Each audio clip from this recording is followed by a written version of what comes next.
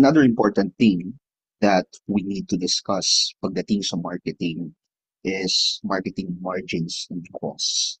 So napakahalaga nito kasi dito natin makikita kung unang-una, bakit ba tumataas ang presyo kapag galing kay farmer papunta sa consumer? That's one. Number two, by this discussion, nakikita rin natin yung pinagdadaanan ng produkto. Ano ba kasi yung pinagdadaanan na value-adding activity ng produkto? Kaya pagdating sa ating consumer, higit na mas mataas na yung presyo as compared kapag directly binili kay farmer. And number three, titignan natin paano ba kumikita yung iba't ibang mga marketing channels na ang pinaka-goal nila ay i-deliver yung produkto galing kay farmer papunta sa ating consumers. So sana, after nitong lecture na to, magkakaroon tayo ng better appreciation on the process of additional marketing margins and costs.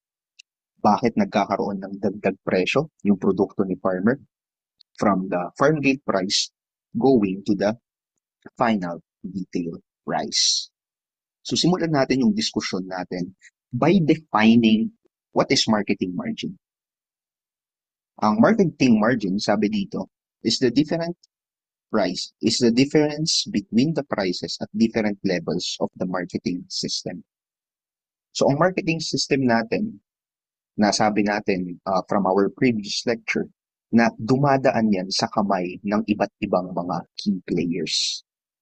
So sa producer subsystem na magsisimula kay farmer, yung kanyang produkto ay dadaan yan sa iba't ibang klase ng middleman bago makarating sa ating mga consumers.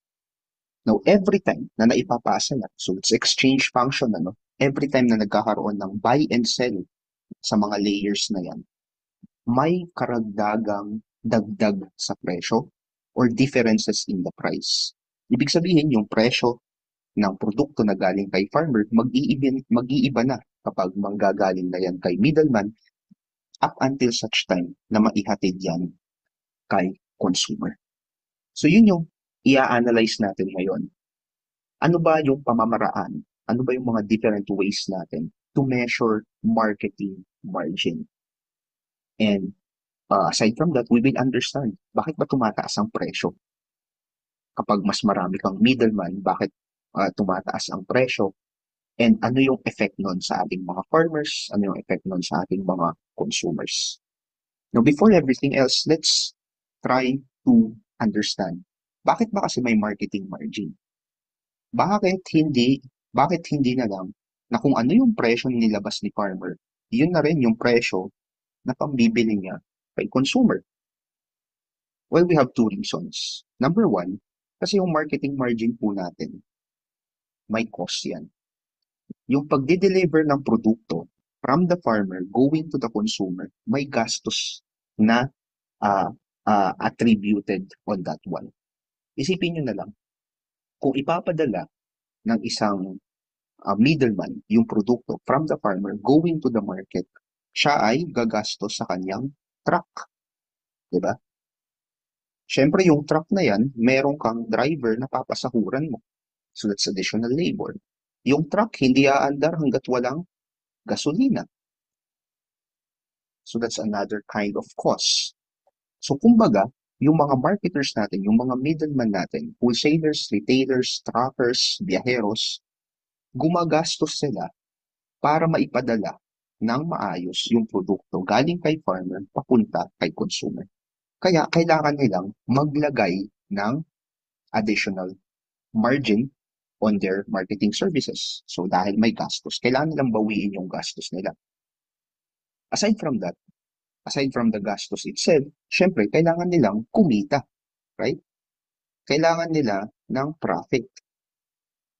And based off on this idea na kailangan nilang kumita, maglalaan na ngayon sila ng kaakibat na additional na expense or additional na patong dun sa presyo ng produkto, we term as marketing charges. So base doon sa goal ng isang middleman or ng isang marketer, titingnan niya magkano ba yung gusto kong kitain kapag provide ko yung marketing service na ito. let's say for trucking, or let's say warehousing. Kapag ako ay nag-provide ng warehouse sa mga produkto ng farmer, magkano ba dapat yung aking kikitain? And based off on the projection ng kanyang profit na gustong kitain, mag-charge siya ng additional costs na maidadagdag doon sa margin ng produkto ni farmer. And speaking of margins, there are three major types of margins that we will be discussing on this topic. The first one, we call it as absolute margin.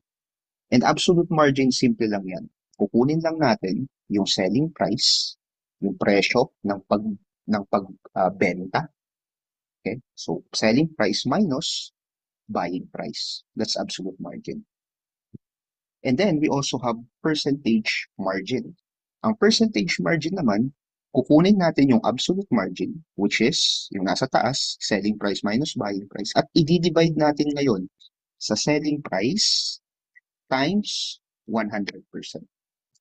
So, i-divide natin sa selling price, yung absolute margin, and we will get the percentage margin.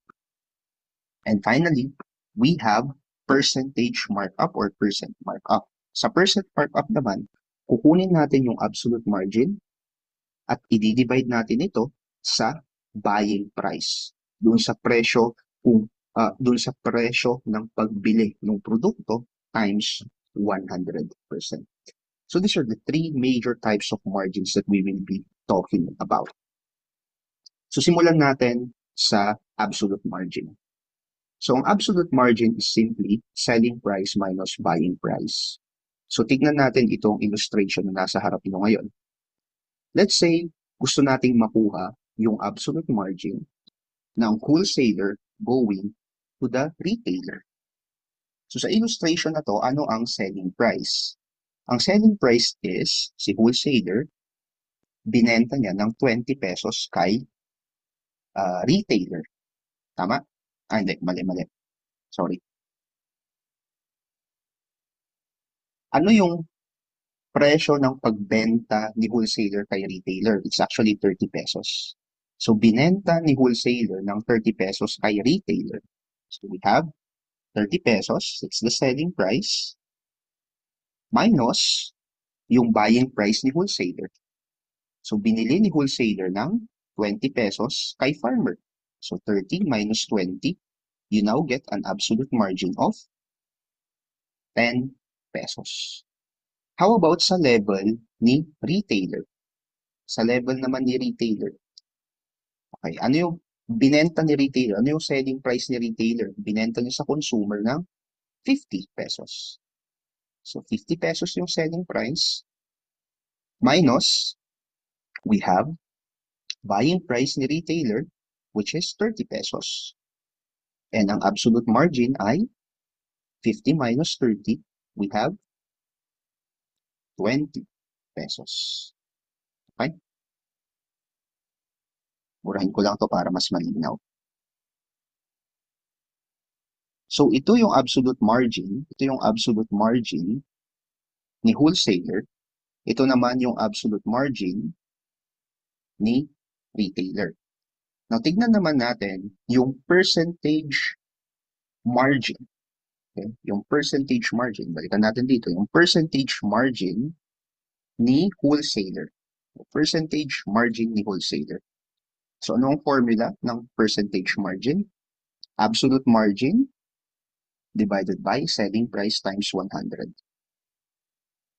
So, percentage margin ni wholesaler is absolute margin divided by selling price times 100. So, ano ang absolute margin ni wholesaler? Ang absolute margin niya ay this one, 10.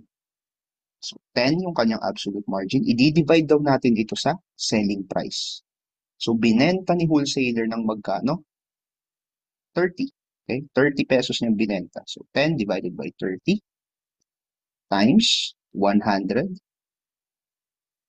So, that is, labas niyo yung calculator niyo. 10 divided by 30, yan ay 0.33 times 100 times 100, you now get 33. Magtitake ka ba ng licensure exam for agriculturist this year? If yes, I believe my course is for you. Enroll now at Learning AgriWithal modular course by clicking the link below. Ano pang hinihintay mo? Mag-enroll ka na. Samahan kita mag-review. Bye!